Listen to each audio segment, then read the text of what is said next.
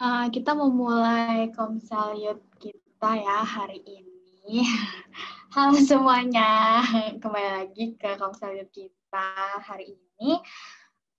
Kemarin itu baru dengar di berita katanya Jakarta mau PSBB lagi tanggal 14 September karena angka positif corona di Jakarta itu meningkat gitu kan. Terus katanya kalau misalnya nggak PSBB tanggal 17 September itu rumah sakitnya penuh. Ya, berarti kan Jakarta semakin lama semakin memburuk gitu ya. Aku mau ngajak teman-teman semua buat berdoa bareng buat Indonesia. Nggak cuma Indonesia, tapi buat dunia ini yang lagi berjuang buat ngelawan virus COVID-19 ini. Kita berdoa supaya dunia kita semakin membaik gitu dengan menyanyikan lagu doa kami.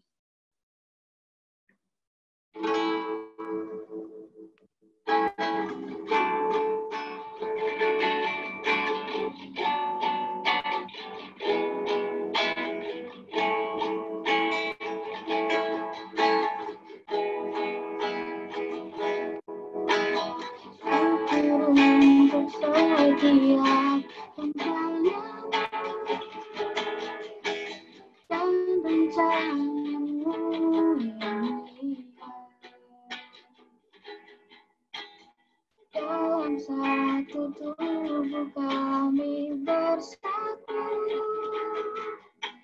menjadi duta kerajaan-Mu.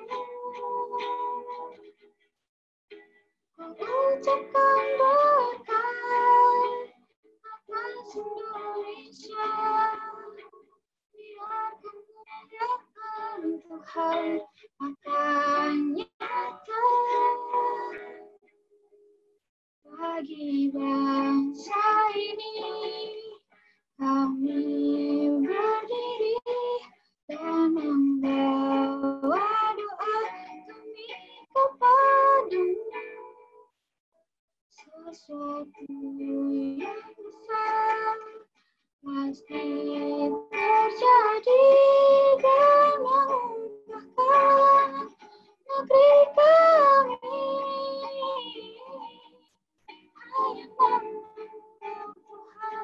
tinggikan atas seluruh bumi.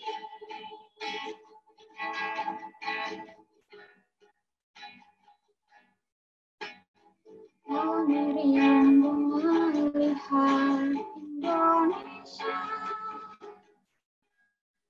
pulih dari semua problema, hidup dalam jalan kebenaran, pancarkan terang kemuliaan-Mu. Ucapkan berkat atas Indonesia, biar kemuliaan Tuhan akan datang bagi bangsa ini. Kami berdiri dan membawa doa kami kepadamu. Sesuatu yang besar pasti terjadi dan mengubahkan negeri kami. Hanya Tuhan tinggikan atas seluruh dunia. Mari kita berdoa. Tuhan, terima kasih karena Tuhan kau bisa membawa kami di sini untuk konser kembali. Mulai konsernya Tuhan tolong supaya konser kami dapat berjalan dengan baik dan lancar. Terima kasih Bapa, dalam nama-Mu kami berdoa dan mengucap syukur. Amin. Untuk lagu selanjutnya, mari kita nyanyikan lagu Bangkit Serukan Nama Yesus.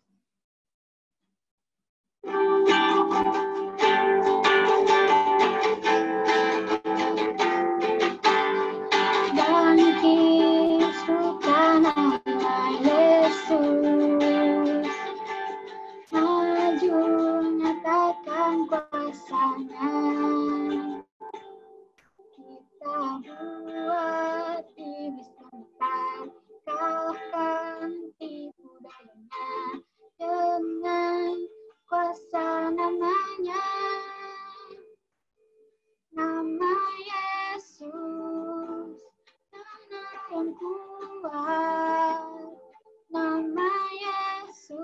kota benteng yang teguh. Nama Yesus kalahkan semua musuh. Nama Yesus di atas segalanya.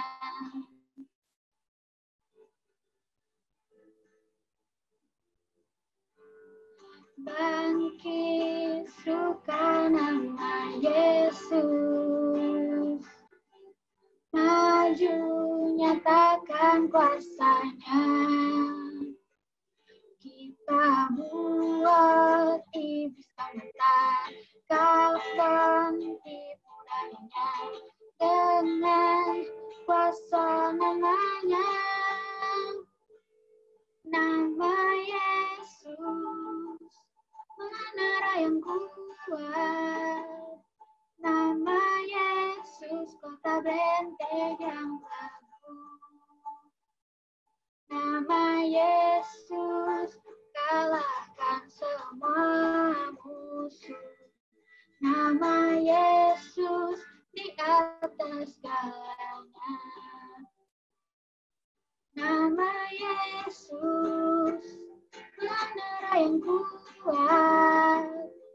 Nama Yesus, kota benteng yang teguh. Nama Yesus, kalahkan semua musuh. Nama Yesus di atas segalanya. Nama Yesus di atas segalanya.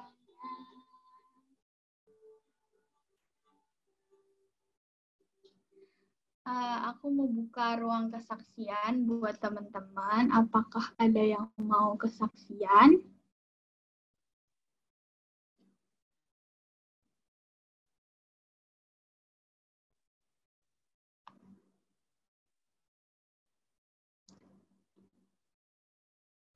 Kalau nggak ada, kita langsung lanjut. Kita mau mendengar firman Tuhan pada malam hari ini. Kita akan menyanyikan lagu Tuhan Inilah Hidupku.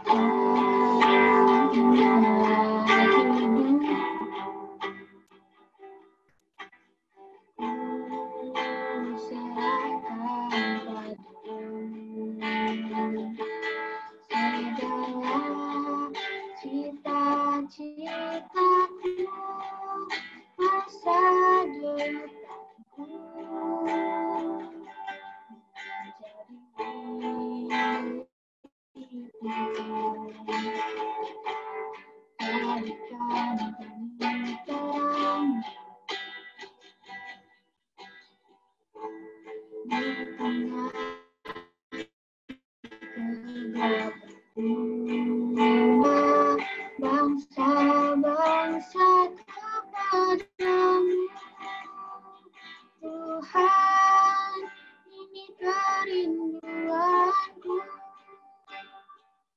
Bagimu Tuhan, seluruh hidupku. Pakailah Tuhan bagi kemuliaan-Mu. Genapi seluruh rencana-Mu sampai bumi kemuliaan-Mu.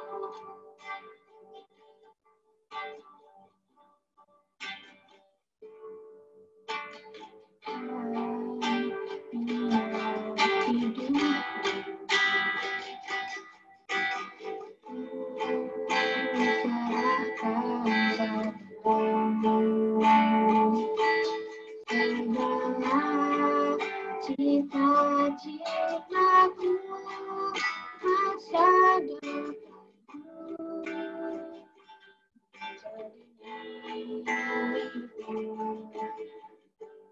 jadikan kami terang di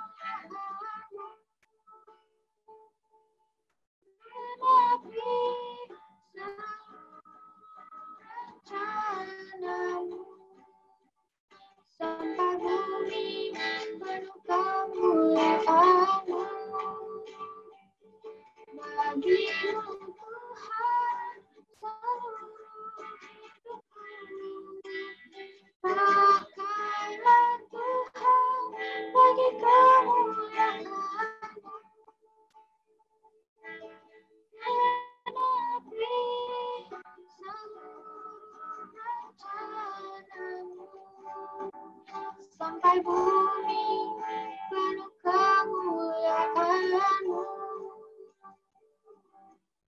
Sampai bumi penuh kemuliaan-Mu.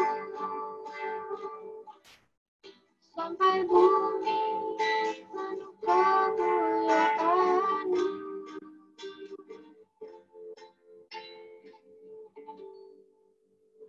Ya, aku serahkan ke Koyo.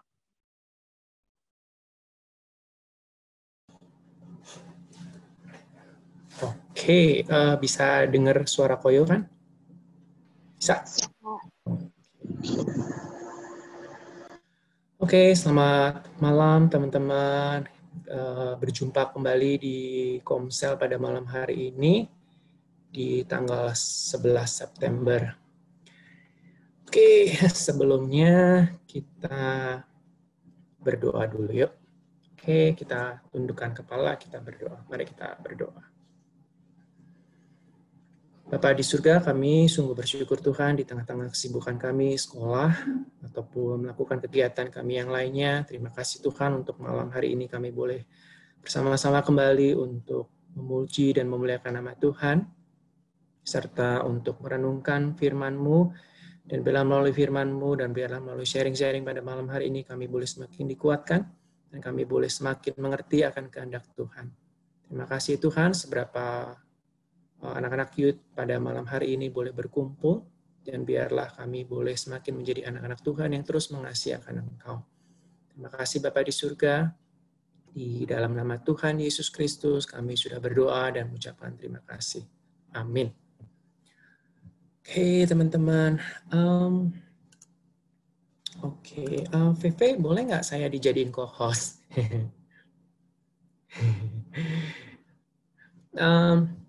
Pada malam hari ini kita akan berbicara tentang memandang masa depan. Oke, bentar ya. Ting, ting.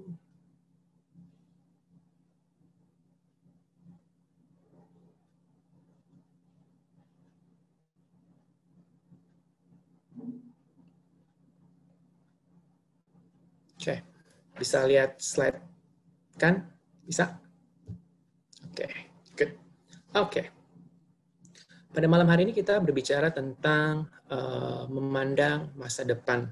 Oke, kalau dipikir-pikir, memandang masa depan, apa sih yang dimaksud dengan memandang masa depan? Otomatis kita memandangnya secara ke depan ya, bukan memandang ke belakang.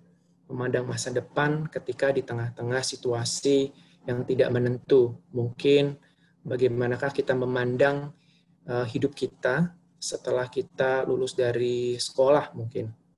Bagaimanakah memandang masa depan kita mungkin setelah lulus dari kuliah, apa yang harus kita lakukan, apakah kita harus terus untuk lanjut ke kuliah lagi, atau mungkin harus mencari pekerjaan di tengah-tengah COVID.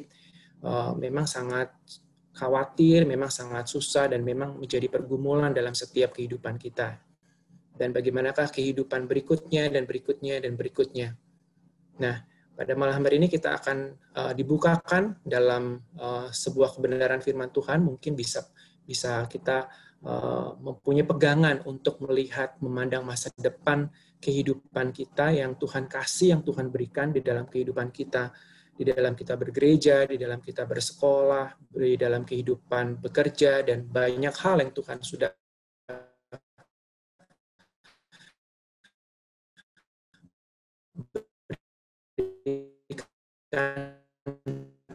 dalam kehidupan kita, dan bagaimana kita memiliki cara pandang kita untuk melihat masa depan kita, apalagi di tengah-tengah COVID, apalagi di tengah-tengah yang mungkin tidak menentu, ya.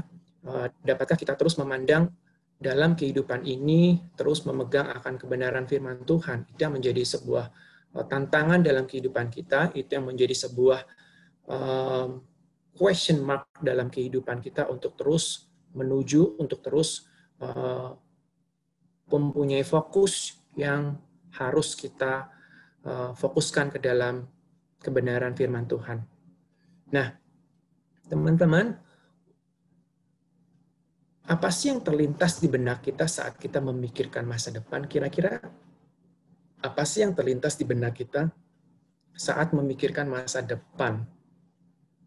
Ada nggak yang mungkin kepikiran setelah lulus sekolah nih, mungkin kayak Karin ataupun teman-teman yang lain, mau melanjutkan kuliah kemana, atau dengan jurusan apa, dengan harapan jurusan yang saya gumuli, yang saya dapatkan ini, apakah itu benar-benar sesuai dengan keinginan, sesuai dengan harapan yang saya harapkan.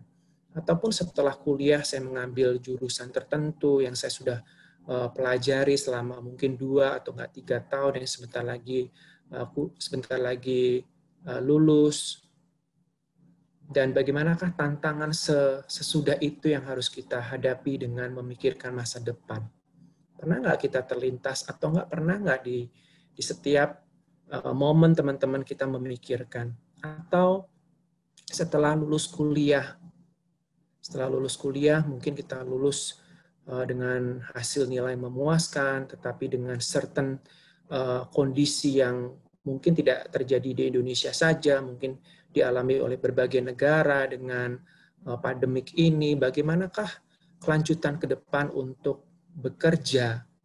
Apakah yang dapat kita rasakan? Bagaimanakah masa depan kita?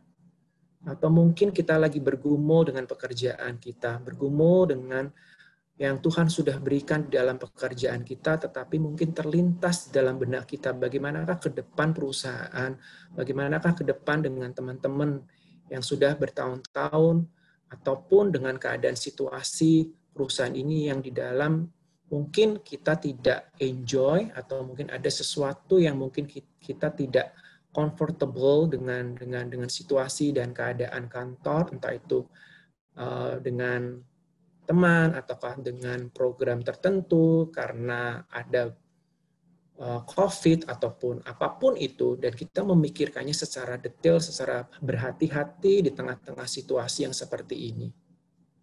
Apakah kita mau keluar, apakah kita mau mencoba mencari pekerjaan yang baru, ataukah kita terus bertahan, ataukah gimana? Nah, pernah nggak teman-teman untuk memikirkan hal tersebut? Atau mungkin di dalam kita berelasi, baik itu di dalam keluarga, baik itu di dalam persahabatan, baik itu di dalam pekerjaan, baik itu di dalam apapun bisnis kita, mungkin pernah nggak kita memikirkan sebuah masa depan yang harus kita bawa, harus kita gumulkan, dan harus kita terus pandang ke depan. Dan ada sebuah program, dan ada sebuah goal, dan ada sebuah visi dan misi tentang masa depan itu terus dibawa kemana. Ketika kita memiliki visi, ketika kita memiliki ke depan yang harus kita lakukan, kita harus mencapai tujuan goal tersebut. Dalam kehidupan kekristenan kerohanian kita, it's okay kalau kita jatuh bangun di dalam kehidupan kita untuk mencapai suatu titik, untuk suatu goal kita. Mungkin goal aku setelah lulus mungkin bisa kerja di sebuah perusahaan, contoh ya, dengan fasilitas yang bagus, contoh. Tetapi apakah goal ini menjadi sebuah harapan kita atau sebuah hanya angan-angan aja? Nah, teman-teman, kalau kita ingin mencapai goal tersebut, kita harus bekerja, kita harus belajar, dan kita harus mencapainya dengan harapan kita bisa melakukannya. Tetapi di tengah perjalanan, ya mungkin tentu saja kita bisa jatuh bangun ya untuk mencapai masa depan kita itu. Tetapi kita harus mengingatnya bahwa kekuatan, bahwa pertolongan dari Tuhan itu kita butuhkan. Kita harus sadari bahwa hidup kita untuk mencapai masa depan kita tidak lepas dari kekuatan, tidak lepas dari bimbingan, dan tidak lepas dari pertolongan dari Tuhan. Kita tidak bisa dan kita tidak mampu untuk melakukannya sendiri tanpa kekuatan dan tanpa pertolongan Tuhan. Bukan karena kita bisa, bukan karena kita pandai, bukan karena kita mampu untuk memikirkan sebuah masa depan yang baik untuk kita capai, tetapi itu semuanya adalah pemberian dari siapa? Dari Tuhan. Jadi teman-teman, janganlah ada yang bermegah di dalam kehidupan ini, dan janganlah kita bermegah dengan akal budi kita, pemikiran kita, riset-riset kita, ataupun apapun yang Tuhan berikan kepada kita. bukan bermegah di dalam kehidupan kita atau self-center itu, tapi kita harus bisa memuliakan Tuhan, karena Tuhanlah yang memberikan kita semuanya. Jadi teman-teman, ketika kita melihat atau memandang masa depan kita, apakah yang ada terjadi di dalam benak teman-teman? Kekhawatiran, ketakutan, dengan kondisi, dengan nilai yang mungkin rada deg-degan ya. Jujur kalau tiap kali koyo texting parent, dan parentnya pasti was-was, takut. Kira-kira kenapa ya sir, anak-anak I, apakah anak I lulus, apakah anak I nilainya merah, apakah dapat dinaikkan atau tidak. Itu ada perasaan takut, itu ada perasaan deg-degan. Jujur sebagai homeroom, kadang-kadang koyo juga nggak tega untuk kasih report kepada parent. Tetapi ya harus gimana lagi, itu adalah sebuah pekerjaan, dan tidak hanya sebuah pekerjaan, tapi kita juga mendidik anak tersebut untuk mungkin bisa lebih memacu dirinya sendiri untuk melihat ke depan di tengah tantangan dunia yang semakin sikut kanan, sikut kiri. Kita harus punya intelijen, kita dituntut untuk harus pintar, kita dituntut untuk harus cepat, dan punya knowledge untuk dapat menyeimbangi dunia ini. Tetapi kita juga diimbangi oleh hidup kita tidak bisa melakukan sendiri tanpa bantuan dan pertolongan Tuhan. Ya, jadi kita terus bergantung di dalam Tuhan. Bukan karena kita pandai, bukan karena kita memiliki segalanya. Kita harus melihat dan menyadari hidup kita tidak ada apa-apanya tanpa bantuan dan pertolongan Tuhan. Itu sebabnya kalau kita memikirkan masa depan kita, masa depan yang mungkin yang, aduh sir, aduh kok kayaknya ribet banget, kayaknya saya tidak terpikir untuk masa depan aku, mungkin setelah kuliah, atau mungkin setelah bekerja, atau mungkin setelah apapun, tidak ada gambaran untuk masa depan. Tapi teman-teman, jangan takut, oke? Kalau kita memiliki iman, kalau kita memiliki pengharapan di dalam Tuhan, Tuhan akan membuka jalan satu persatu di dalam kehidupan kita. Jikalau kita terus melihat dan memandang kepada Tuhan. Maka dari itu kitab Amsal berbicara, ya. Kita tahu kitab Amsal adalah kitab ditulis oleh Raja Salomo. Dia memiliki hikmat yang benar, dia memiliki hikmat yang luar biasa yang tidak ada bandingannya. Dia melihat masa depan itu begitu jauhnya. Maka dari itu di dalam Amsal 4 ayat 25 berkata, biarlah apa? Matamu memandang terus ke depan dan tatapan matamu tetap ke muka. Dan saya suka untuk versi bahasa Inggrisnya ya. Let your eyes look straight ahead, ya. Look straight ahead. Jadi matanya ini melihat ke depan, tatapan kita ke depan, tidak ke kiri, tidak ke kanan. Kita harus menuju dan fokus ke depan. Fix your gaze directly before you.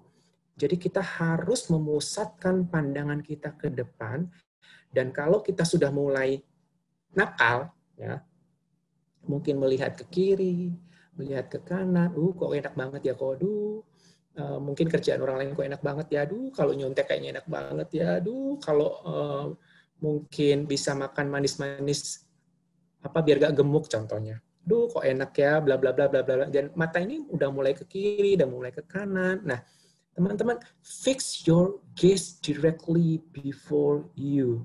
Saya suka disebut dengan fix, berarti fix ini untuk memperbaiki, ya, untuk memperbaiki tatapan, memperbaiki pandangan kita untuk terus ke depan. Nah, teman-teman, kalau kita berbicara tentang tatapan ataupun memandang ataupun ke muka, contoh itu kita bisa melihat kuda. Kuda dikasih tapel kuda, dikasih kacamata. Tujuannya apa sih? Apakah biar ganteng kudanya? Ya, Karim? Atau gimana? Kudanya dikasih kacamata. Kacamatanya bulat. Kayak koyo. Enggak ya? Nah, Tujuannya udah dikasih kacamata itu bisa biar melihat ke depan, lurus ke depan. Dia tidak bisa melihat ke kiri, ke kanan. Ya, dia harus fokusnya ke depan dan dituntun oleh orang yang mengendarainya. Dia memiliki arah ke depan dan dia harus fokus. Nah, teman-teman, ini adalah sebuah gambaran di mana dari Amsal, Raja Paulus menegur dan mengingatkan kita ketika kita fokus ke depan, mari biarlah mata kita terus memandang terus ke depan dan tatapan mata kita ke muka. Kita diajar untuk terus melihat, untuk fokus ke depan, dan kita tidak melihat ke belakang. Kita tidak melihat on the past, ya. Boleh kita bisa melihat masa lampau, masa lalu kita. Mungkin masa lalu kita sakit hati, mungkin masa lalu kayaknya kalau mungkin ya waktu ini bisa diputar, mungkin I nggak jadi masuk ke SMA ini contoh. Atau mungkin kalau waktu diputar kayaknya nggak jurusan ekonomi. Atau mungkin kalau waktu diputar mungkin I nggak jadi nggak sekolah tinggi teologi, contoh. Banyak hal contoh. Mungkin kalau kita bisa mengingat masa lalu dan mungkin kita bisa merubah waktu itu. Nah, teman-teman, kalau kita melihat masa lalu, kalau hidup di masa lalu, kita tidak bisa maju. Boleh kita bisa melihat masa lalu. Dan masa lalu itu adalah sebuah tantangan ke depan kita untuk terus memacu diri kita untuk terus melihat, untuk terus belajar, untuk terus memotivasi hidup kita untuk terus melihat ke depan. Kalau kita melihat mungkin sekarang sudah ada di pertengahan 2020. Cepat banget ya. Kalau kita mungkin sebentar lagi Desember 2020 dan mungkin kalau pas malam tahun baru mungkin kita bisa refleksi ya, apa sih yang terjadi ketika di tahun Januari 2020 sampai akhir tahun Desember 2020. Banyak suka duka yang sudah kita alami, bukan? Tetapi kita harus diingatkan bahwa suka duka yang kita alami itu adalah perkenanan Tuhan dan Tuhan mengizinkan semuanya itu untuk menguatkan kita untuk melihat bahwa pertolongan Tuhan, bahwa rencana dan kehendak Tuhan di dalam kehidupan kita itu selalu hadir. Makanya teman-teman, kalau kita merasa diri kita itu down, kalau kita merasa mungkin Tuhan meninggalkan kita, itu kita harus kembali ke masa lampau. Ya, boleh kembali ke masa lampau, tetapi kita tidak boleh terus terhanyut dalam masa lampau. Itu sakit. Mungkin kalau ditinggal pacar masa lampau, ya udah nggak ya, buat lah ya. Mungkin ya udah jangan diingat-ingat lagi, itu bakalan sakitnya di mana-mana gitu ya, Karin. Bahkan sakit gigi itu lebih apa ya, mungkin dibandingkan sakit hati mungkin lebih sakit hati daripada sakit gigi ya. Nggak tahu deh Koyo. Gitu. Nah, jadi teman-teman, biarlah lewat Amsal ini kita ditegur untuk terus fokus pandangan kita ke depan, untuk tidak lihat ke kiri, lihat ke kanan, ke belakang, banyak tantangan kiri kanan, tetapi biarlah kita fokus ke depan bahwa kita meyakini Tuhan Yesus hadir dan Tuhan Yesus ada di dalam bersama dengan kita untuk mencapai titik, untuk mencapai goal yang Tuhan mau dalam kehidupan kita. Tetapi yang menjadi pertanyaannya adalah bagaimanakah kita mau ke depan, bagaimanakah kita mau melihat titik ke depan itu kalau kita tidak mau dituntun sama Tuhan. Ya. Maka dari itu teman-teman, sepanjang perjalanan kita untuk mencapai garis akhir, garis finish kita untuk ke depan, kita diajarkan bersama-sama untuk terus memiliki keteguhan jiwa dan ketetapan hati. Nah, kira-kira apa sih yang dimaksud dengan keteguhan jiwa dan ketetapan hati? Nah, mata yang menatap ke depan menunjukkan suatu tekad yang kuat yang juga merupakan gambaran dari sikap hati yang ditetapkan untuk melakukan, untuk mencapai sesuatu. Jadi kita harus fokus untuk menuju ke depan dan tekad yang kuat. Teman-teman, kalau kita mau ujian, kalau kita mau interview, kalau mungkin kita mau mendapatkan sebuah pekerjaan yang baik, otomatis kita mempunyai suatu tekad yang kuat untuk dapat mencapai tujuan dan cita-cita kita. Betul? Nggak mungkin kalau kita mau ujian, ya, nggak belajar. Mungkin ada, karena kita sudah tahu bahan-bahannya. Tapi kalau kita ingin mendapatkan sesuatu hal yang baik, pasti kita mempersiapkannya, betul? Sebuah tekad yang kuat untuk mendapatkan sesuatu hal yang kita inginkan. Kita harus bekerja, kita harus belajar, dan itu tidaklah gampang. Oke, untuk melakukan dan mencapai sesuatu. Nah, teman-teman, kalau kita punya tekad dan keteguhan hati ini, kita bisa melihat bagaimana murid-murid Tuhan Yesus. Murid-murid Tuhan Yesus bersama-sama dengan Tuhan Yesus, dan ketika Tuhan Yesus panggil murid-murid Tuhan Yesus, otomatis murid-murid Tuhan Yesus ini punya keteguhan dan ketetapan hati untuk mengikuti Dia, betul? Murid-murid Tuhan Yesus telah menetapkan hati untuk mengikuti Dia. Bahwa ada sebuah daya tarik sendiri. Bagaimana murid-murid Tuhan Yesus ingin mengikuti Dia. Ini adalah sebuah ketetapan hati, ini adalah sebuah komitmen, ini adalah sebuah resiko, ini adalah sebuah tantangan yang berat untuk murid-murid Tuhan Yesus. Otomatis dia meninggalkan pekerjaannya bukan untuk mengikuti Yesus. Otomatis dia meninggalkan keluarganya, betul, untuk mengikuti Tuhan Yesus. Otomatis dia berkomitmen untuk setia di dalam Tuhan Yesus selama murid-murid Tuhan Yesus mengikuti Yesus. Dan itu tidaklah mudah. Jadi murid-murid Tuhan Yesus ini memiliki ketetapan hati dan ketegaran jiwa untuk mengikuti Yesus. Teman-teman, bagaimanakah di dalam kehidupan kita? Apakah kita mempunyai keteguhan dan ketetapan hati kita untuk terus fokus kepada Tuhan, untuk terus berkomitmen kepada Yesus? Nah, itu adalah sebuah refleksi atau mungkin sebuah perenungan pada malam hari ini untuk melihat masa depan ini yang mungkin kita tidak tahu, mungkin rada-rada blurry, rada-rada kabur, tetapi kita memiliki keteguhan dan ketetapan jiwa untuk mengikuti Yesus. Dan itulah yang disebut sebagai iman, yang kemarin Cici Yesi sudah berbicara tentang crazy faith. Namanya juga crazy, ya. Itu sebuah iman yang nggak make sense, iman yang rasanya aneh di luar dari dugaan kita. Tetapi itulah iman yang memberikan kita kekuatan, yang membuat kita semakin berpaut kepada Yesus. Karena dia adalah satu-satunya jangkar di dalam kehidupan kita. Jadi, di tengah-tengah uncertain situation, mari kita memiliki keteguhan jiwa dan ketetapan hati untuk berpaut kepada siapa? Kepada Yesus, bukan kepada dunia. Dunia pasti yang diberikan, dunia mungkin segera berlalu. Dunia mungkin diberikan hanya sementara, kesenangan sementara.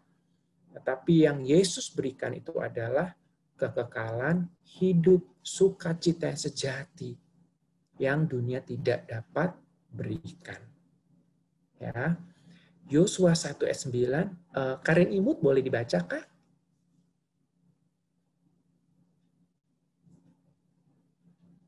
Di Yosua 1 ayat 9.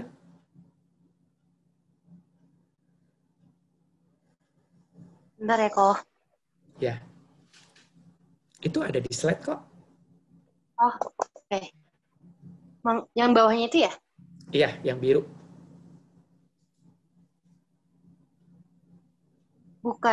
Bukankah telah kuperintahkan kepadamu, kuatkan dan teguhkanlah hatimu. Janganlah kecut dan tawar hati, sebab Tuhan Allahmu menyertai engkau kemanapun engkau pergi. Ya, terima kasih. Apa sih maksud ini? Ini adalah sebuah undangan, sebuah penguatan dari Tuhan. Bukankah telah kuperintahkan, ya? Kuperintahkan. kuatkan dan teguhkanlah hatimu. Jadi di tengah-tengah uncertain situation ini yang mungkin kita bisa melihat masa depan kita yang mungkin nggak tahu kok mau kerja apaan, nggak tahu mungkin mau kuliah apa, nggak tahu mau ngapain, bla bla bla bla bla bla. Tapi Tuhan Yesus berpesan kepada kita, diperintahkan untuk kuatkan dan teguhkanlah hatimu. Janganlah kecut dan tawar hati, sebab Tuhan Allahmu menyertai engkau kemanapun engkau pergi. Pertanyaannya adalah, maukah kita dituntun Tuhan untuk somewhere kita nggak ngerti, di luar dari comfort zone kita. Tapi disitulah Tuhan mau akan menjadikan kita berkat untuk orang lain, untuk kita dididik iman dalam pertumbuhan kita tidak tahu. Tapi pertanyaannya adalah, mau nggak kita untuk ikut arahan Tuhan? Mau nggak kita dikasih kayak kacamata kuda itu, ya? Mau nggak kita diberikan kacamata Tuhan untuk melihat pandangan kita ke depan bersama Yesus? Oke? Nah, jadi biarlah kita memiliki keteguhan jiwa dan ketetapan hati kepada Tuhan Yesus. Janganlah kecut dan tawar hati. Bahwa Yesus itu menyertai kita kemanapun kita pergi. Menguatkan dan meneguhkan hati adalah perintah Tuhan, bukan sebuah pilihan. Dalam hal itu hanya dapat timbul oleh iman. Jadi teman-teman, Tuhan menguatkan dan meneguhkan hati kita itu adalah sebuah teguran, sebuah pengingatan kita. Kalau kita lagi down, kalau kita lagi jatuh, biarlah kita tinggal di dalam kebenaran Tuhan yang menguatkan dan meneguhkan hati kita untuk terus fokus kepada Tuhan. Oke? Yang pertama, biarlah kita diteguhkan jiwa dan ketetapan hati. Dan yang kedua, kita memiliki ketulusan hati. Ketika kita melihat masa depan kita yang mungkin kita tidak tahu, teman-teman, kita harus memiliki ketulusan hati. Apa sih maksud ketulusan hati itu? Ketulusan hati adalah hidup yang tulus, yang tidak berpura-pura, yang ikhlas menjalani kehidupan ini, tulus melakukan segala sesuatu tanpa mengharapkan apa-apa. Kebersihan hati dan menyampaikan dengan sungguh-sungguh. Kalau kita belajar, kalau kita kuliah, kalau kita bekerja, kalau kita melayani Tuhan, kalau kita dipercayakan untuk apapun itu, kita lakukan dengan ketulusan hati. Jangan setengah-setengah. Jangan melakukan dengan belakangnya ada ngedumel ataupun tidak melakukannya dengan sukacita ataupun dengan kerelaan. Teman-teman, ketika kita memandang masa depan kita, mungkin yang mungkin kita tidak enak, di mana Tuhan sudah kasih kita sesuai porsi kita, sesuai dengan standar kita, dan yakin bahwa Tuhan mampu, lakukanlah itu dengan tulus hati. Nggak enak kok yuk, kelas 11 atau kelas 12, Karin kelas berapa ya? Kok yuk lupa. 12. Kelas 12, ya sekarang nanti ujian, atau mungkin VV, atau mungkin Abel, atau mungkin yang lainnya, yang mungkin lagi bergumul tentang kuliah, skripsi, ataupun lagi ngurus apa, ataupun nanti setelah kuliah kayak gimana, ataupun pekerjaan kayak gimana, atau mungkin yang sudah bekerja, yang sekarang, tapi mungkin kurang mengenakan, ataupun dapat sesuatu yang tidak nyaman, dan sebagainya. Nah, teman-teman, pada malam hari ini mari kita belajar tentang ketulusan hati di mana Tuhan sudah mempercayakan itu kepada kalian. Untuk kalian terus berjuang. Ya, ketulusan hati dan merelakan dan bekerja dengan standar yang Tuhan sudah berikan, selayaknya pekerjaan, selayaknya kita sekolah, selayaknya kita kuliah. Untuk melayani siapa? Tuhan. Dengan ketulusan hati kita. Meskipun itu susah. Aku nggak bisa matematika. Oh, kayaknya kimia susah. Oh, mungkin pelajaran agama, pelajaran koyo susah. Mungkin. Tapi ya itu sekali lagi, biarlah kita dituntut untuk memiliki ketulusan hati untuk mengerjakan yang Tuhan sudah kerjakan, yang Tuhan sudah percayakan kepada kita sampai kita dapat menyelesaikannya.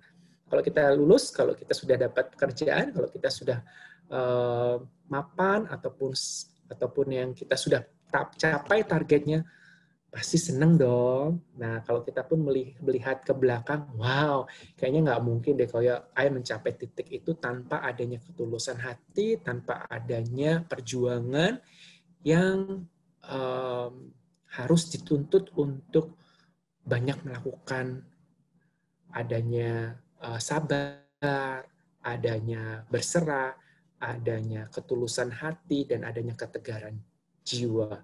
Nah, itu semuanya kita harus pelajari di dalam banyak hal. Ya. Maka dari itu, di dalam Matius 5 ayat 8, berbahagialah orang yang suci hatinya, karena mereka akan melihat Allah. Ketika kita suci hatinya, ketika kita bisa hidup kita tulus di hadapan Tuhan, kita akan melihat Allah di dalam kehidupan kita yang kita rasakan bahwa penyertaan Tuhan tidak pernah habis-habisnya dalam kehidupan kita.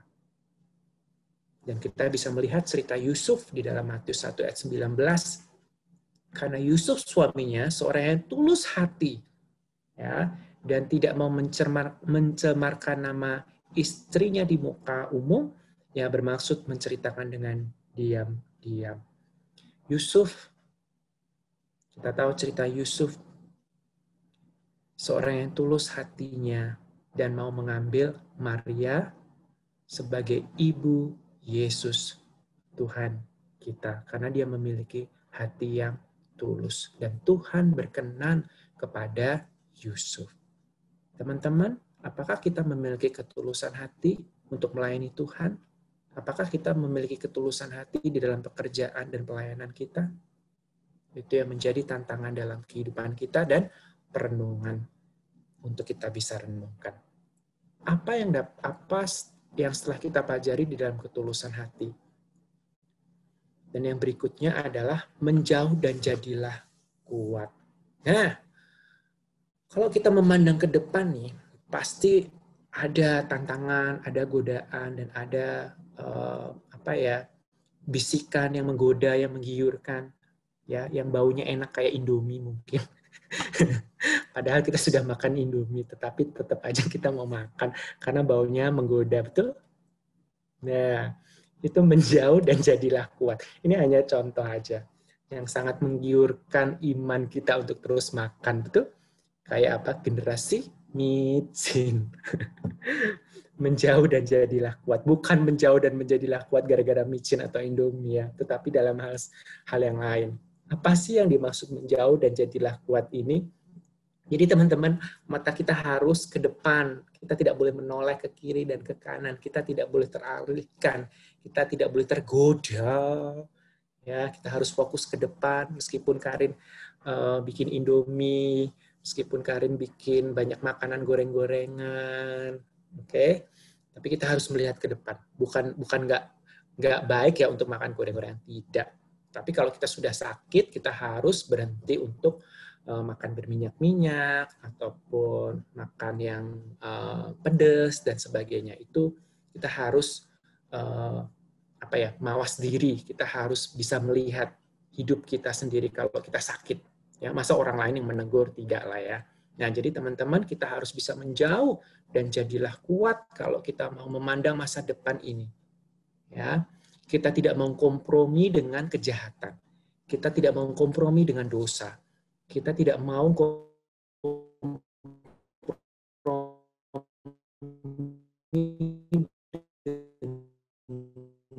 dengan dunia yang mungkin kita tergiur sekali, tapi sekali tergiur dengan makanan, mungkin kita sekali tergiur dengan godaan duniawi, mungkin kita tergiur dengan nggak apa-apa deh kok, mungkin sekali dua kali tidak ke gereja, mungkin sekali dua kali tidak berdoa, mungkin sekali dua kali tidak membaca Alkitab, oke, sekali dua kali, akhirnya bukan sekali dua kali, tetapi apa? Bablas. Nanti Pak Edi telepon, halo, kemana aja dirimu? Jadi bablas deh. Nggak nongol-nongol. Pertama kali, oh saya ketiduran. Oh internet saya down. Ada aja alasannya ya mungkin. Enggak lah. Ini di pengharapan semuanya baik-baik semuanya. Oke. Nanti jadinya kebablasan. Nah itu. Jadi sedikit ataupun akses di mana celah ini yang bikin kita untuk tergiur ya. Kalau kita kasih celah itu ya kita harus berhati-hati, makanya kita harus menjauh dan jadilah kuat. Oke, bagaimana kita harus menjadi kuat? Ya kita harus mempunyai waktu khusus untuk Tuhan. Kita harus mempunyai quality time dengan Dia di dalam doa, ibadah, persekutuan, dan banyak hal. Di dalam itu kita semakin dikuatkan. Ya, oke. Maka dari itu di Galatia 5 ayat 1 supaya kita sungguh-sungguh merdeka. Karena apa? Karena Kristus telah memerdekakan kita. Karena itu berdirilah teguh dan janganlah mau lagi dikenakan kuk perhambaan. Kira-kira mau nggak sih kita di bawah atau dikenakan kuk dosa ini? Mungkin dosa itu kayak micin beneran deh. Addicted. Kalau kita makan Indomie, makan lidi yang panjang-panjang itu kan enak. Sekali makan kayaknya enak banget. Tapi habis gitu kita tenggorokannya sakit. Ya, betul lah. Sama juga mungkin kita makan apa gitu lah. Nah, sama halnya dengan dosa. Mungkin dosa kita merasakan sekali, dua kali enak banget gitu ya. Mungkin kita menikmati, mungkin kita tergiur ya. Ada banyak dosa mungkin ya. Tapi masa kita dikenakan kup dosa ini, kita diperhamba, kan nggak enak gitu loh. Apalagi kita diingatkan kepada Tuhan, kita sudah sungguh-sungguh merdeka. Oh, merdeka. Bukan 17 Agustus ya. Merdeka di dalam kehidupan kita, yaitu Kristus telah memerdekakan kita. Di dalam dosa kita, di dalam manusia lama kita sudah hidup menjadi manusia baru. Karena kita sudah memerdekakan dan berdirilah teguh.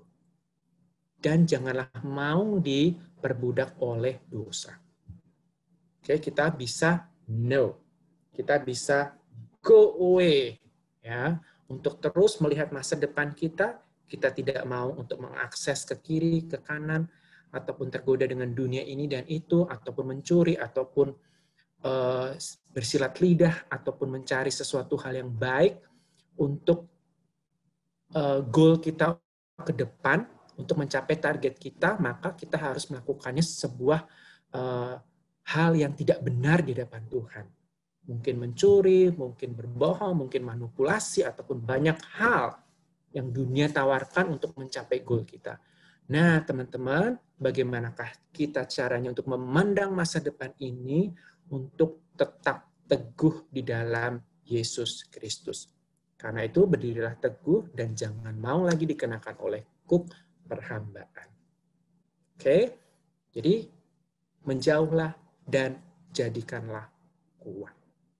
Dan yang terakhir, melupakan apa yang di belakang. Teman-teman, pandanglah mata yang melihat ke depan, bermakna tidak lagi melihat apa yang ada di belakang. Oke, seluruh perhatian kita diarahkan ke depan, ke arah jalan yang hendak ditempuh. Nah, kalau kita berbicara tentang ke depan, kita tahu cerita Rasul Paulus.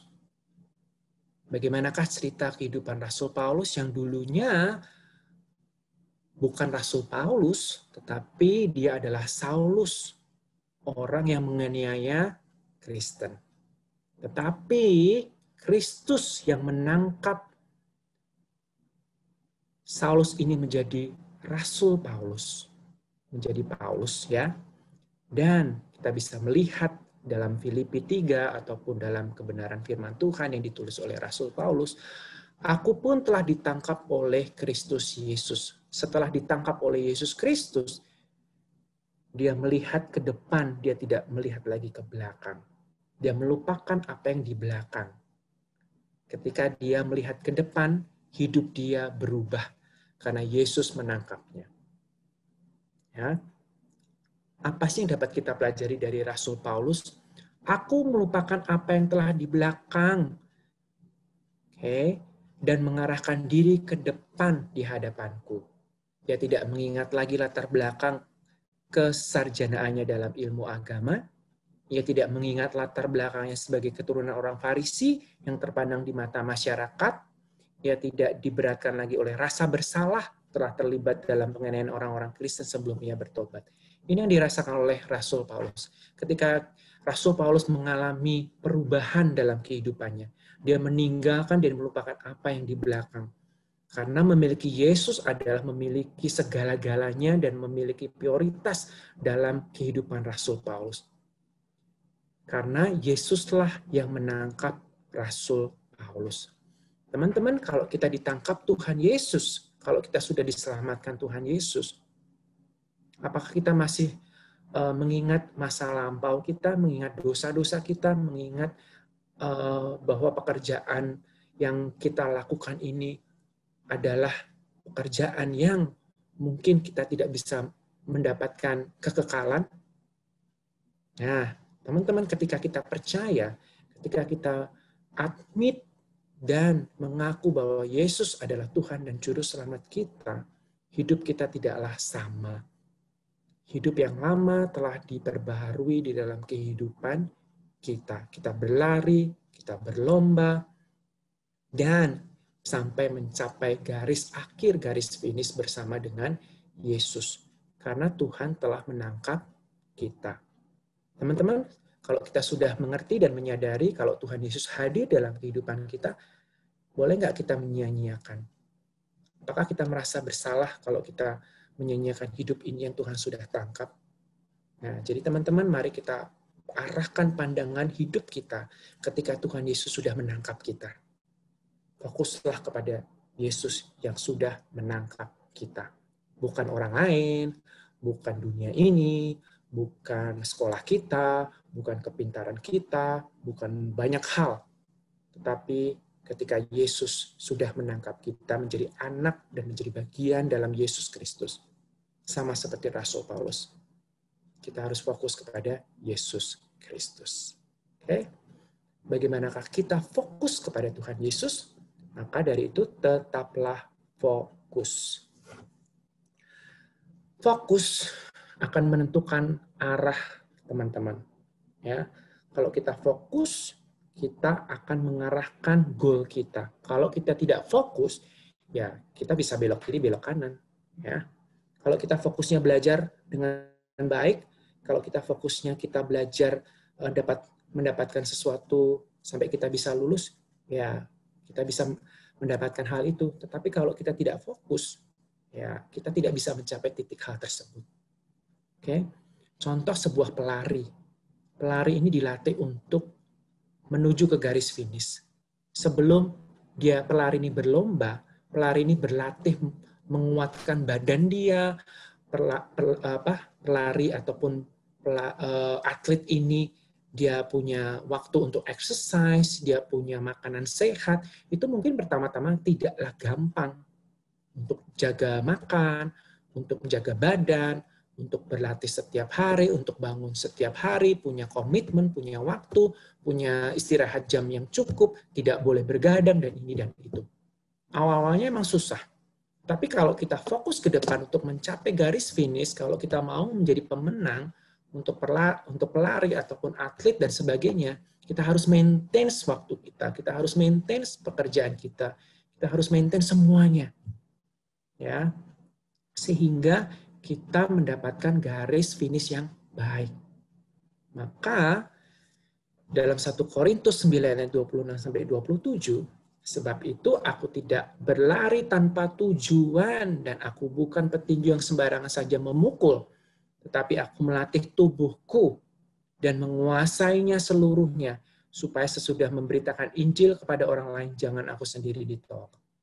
Nah, teman-teman, kalau kita sudah mengetahui kebenaran firman Tuhan, otomatis kita tidak berlari tanpa tujuan. Otomatis kita berlari dan fokus memandang kita ke depan kepada Yesus Kristus itu. yang dia adalah kekalan, yang dia adalah kehidupan kita dan sumber damai sejahtera. Tapi bagaimanakah kita bisa fokus ke depan? Kita harus melatih diri kita untuk tetap fokus di dalam kebenaran firman Tuhan, di dalam berdoa, di dalam bergereja, di dalam berkumpulan, di dalam banyak hal. Mari kita tetap fokus di dalam Tuhan, sehingga kita bisa mencapai titik masa depan yang Tuhan sudah berikan di dalam kita. Oke, teman-teman, yang terakhir untuk refleksi pada malam hari ini. Nah, which change they think would be more difficult or fearful? Jadi perubahan mana yang menurut kalian lebih susah untuk dilakukan? Kira-kira setelah lulus dari sekolah, lulus dari kuliah, atau pergi meninggalkan rumah, atau mungkin menikah, atau mungkin perceraian, atau mungkin sesuatu hal yang baru dalam kehidupan kita, punya mobil, punya rumah, punya segalanya, atau mungkin kita memiliki karir dan sebagainya. Apa yang paling susah atau apa yang paling menurut kalian lebih menakutkan? Mungkin kita bisa refleksi sejenak, kita bisa melihat dalam hati kita ketika kita ditantang untuk masa depan ini yang mungkin kita tidak jelas. Setelah graduation, setelah kuliah, mungkin kita melihat bangsa Indonesia yang COVID kok tidak ada endingnya, rasanya kerja di rumah kok bosen, sampai kapan gitu lah, kayak Koyu. Terus mungkin karir yang biasa-biasa aja atau sebagainya, nggak tahu lah ya kayak gitu. Nah, itu yang menjadi refleksi yang pertama dan yang kedua. Kenapa sih Tuhan itu membiarkan itu hadir dalam kehidupan kita? Itu yang mungkin menjadi refleksi pada malam hari ini. Koyo mungkin akan kasih waktu 5 menit ya, lalu kita akan tutup di dalam doa ya. Kita akan refleksi pertanyaan ini, bagaimanakah menurut teman-teman yang lebih susah, yang lebih sukar, yang lebih menakutkan ketika dihadapkan tentang graduation, setelah kuliah, setelah menikah, mungkin setelah kita memiliki segalanya, atau mungkin karir, ataupun apapun itu. Dan kenapa sih Tuhan itu membiarkan itu atau memberikan kejadian-kejadian dalam kehidupan kita untuk melihat masa depan kita? Oke, saya akan kasih waktu mungkin 5 menit untuk merefleksi bersama-sama.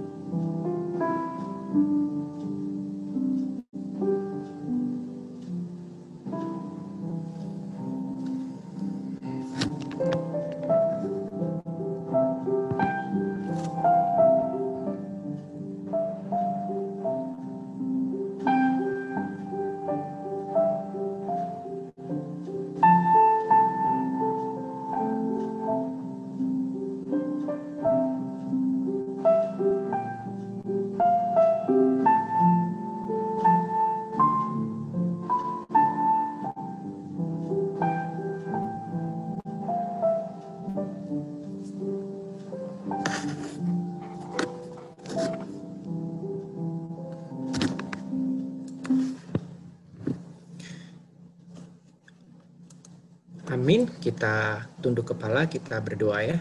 Yuk kita berdoa.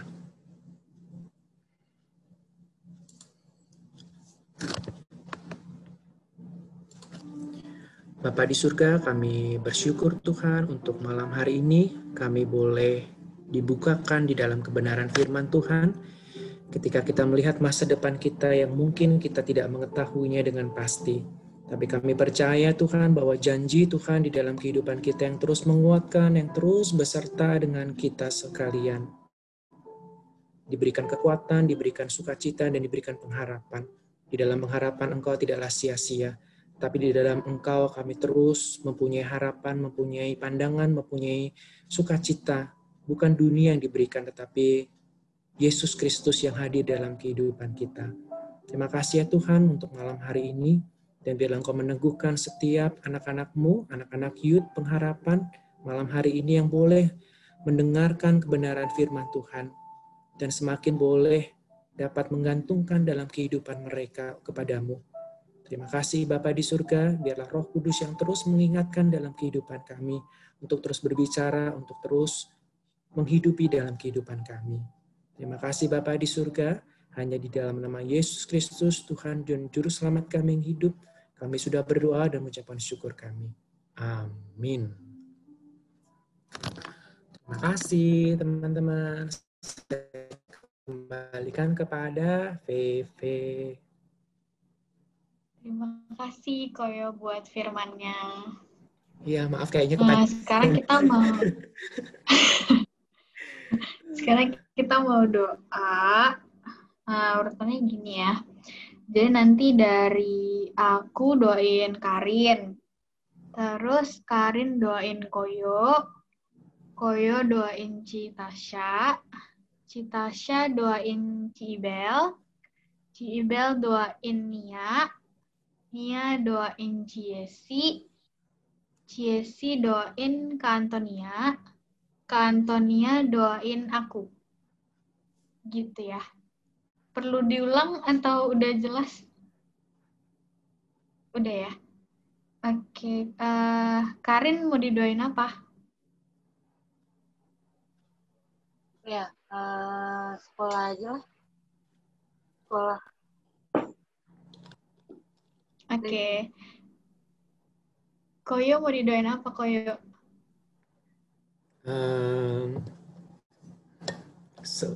Mungkin corona cepat berlalu. Sudah bosan mengajar di rumah. Ya udah mulai jenuh sejak awal COVID sampai sekarang. Ya kayak begini. Dari pagi sampai sore terus bertatap muka dari laptop. Kayak udah capek. Itu aja sih biar nggak bosen aja mengajar.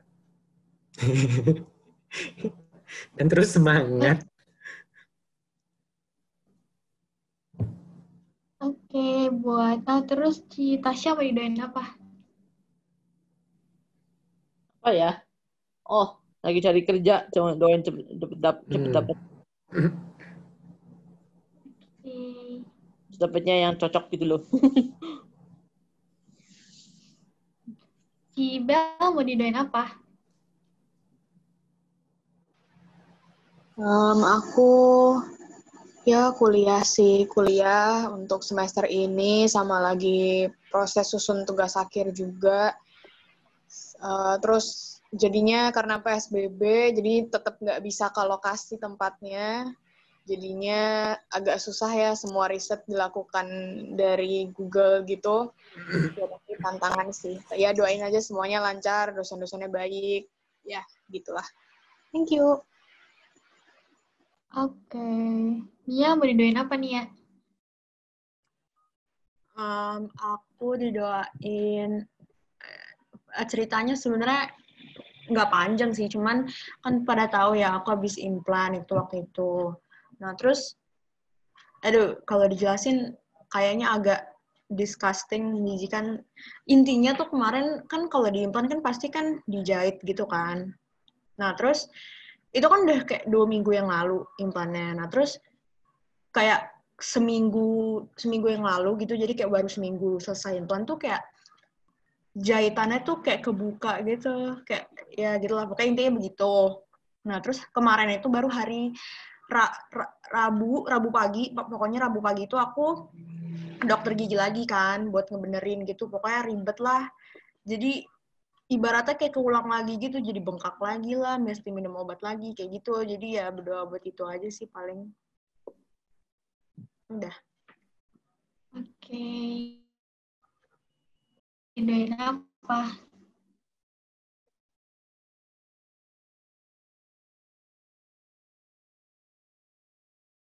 Ci, apakah ada di tempat? Ada. Mau didoain apa, Ci? Apa ya? Doain apa ya? Doain kerjaan. Kayak biasa aja lah, kerjaan dan masa depan. Pas banget. Udah, iya pas banget sama selesai aku. Ya udah. Oke. Kak Antonia mau didoain apa? Aku minta doain pekerjaan, maksudnya magang sebentar lagi, tanggal 16 udah berakhir magangnya, tapi katanya diperpanjang jadi pegawai kontrak di beda apa ya, perusahaan gitu. Tetap kerja di Samsung tapi perusahaannya beda lah yang nanganin HRD-nya gitu lah. Terus sama kepengurusan youth. Ini kan bentar udah diambil 6 nama dan kiranya nama ini bisa melayani dengan sungguh-sungguh. Makasih. Oke. Kalau aku doain buat persiapan kuliah, bentar lagi mau PKK dan kesehatan. Nanti aku mau minta tolong Karin buat doa tutup ya. Oke, kita mulai doa ya. Yuk, mari kita berdoa.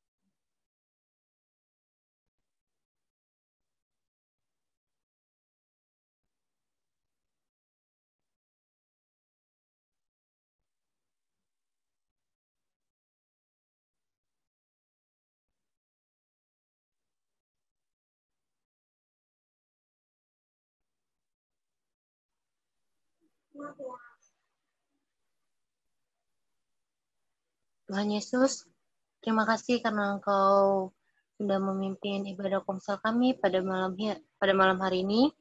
Dari awal hingga akhir berjalan dengan lancar. Kami berdoa juga ya Tuhan untuk teman-teman kami yang mungkin hari ini belum bisa join bersama kami. Kiranya Jumat depan dan Jumat selanjutnya teman-teman kami bisa mengikuti komsel bersama-sama dengan kami, bisa mendengarkan firman Tuhan dan saling sharing yang satu sama lain. Berdoa juga ya Tuhan untuk keadaan Jakarta saat ini yang mungkin akan dilakukan PSBB lagi pada hari Senin. Kiranya Tuhan terus memimpin negara kami ini supaya virus ini cepat hilang ya Tuhan. Kiranya Tuhan terus mengikut campurkan tangan-Mu dalam pemerintahan dan para medis yang akan menangani. Terima kasih Yesus. Kami telah berdoa dan mengucap syukur. Amin. Thank you guys. Terima kasih Karin. Makasih Pepe, Koyo. Maaf nggak Sama-sama. sempat ikut. Karin Imut kok berubah? Hari. Hari ini berubah. Berubah jadi Berubah. senja. Senja umut. Senja umut. Kamu baru datang, Sen? Enggak sih. Tadi aku ngumpet. Oh, ngumpet di belakang Dia udah kiriman. lemari itu.